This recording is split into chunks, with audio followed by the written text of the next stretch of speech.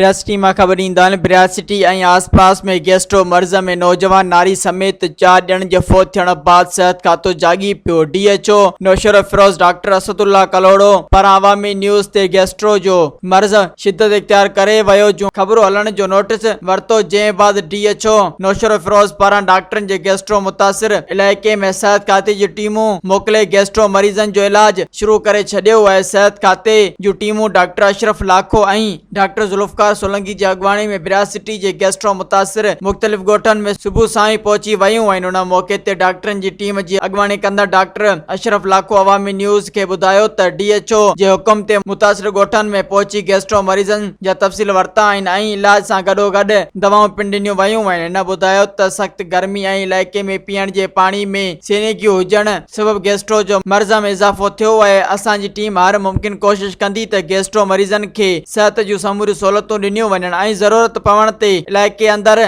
Medical camp बि लॻायूं वेंदियूं ऐं जिन मरीज़नि जी हालत ख़राब आहे इन्हनि खे नौशर फिरोज ऐं नवाबशाह जी अस्पतालुनि में सरकारी ख़र्च ते इलाज करायो वेंदो। उन मौक़े ते इलाइक़े वासियुनि में ख़ुशी जी लहर छाइजी वई। इन्हनि अवामी न्यूज़ जी टीम ऐं मैनेजमेंट पारां इन्हनि जो आवाज़ बुलंद करण ते शुक्रियो अदा कयो ऐं थोरा पिण मञिया। मज़ीद ख़बरनि ऐं तफ़सीलात लाइ विज़िट कयो असांजी वेबसाइट www.awamiNewsHD.com ऐं ॾिसंदा रहो अवामी न्यूज़ HD।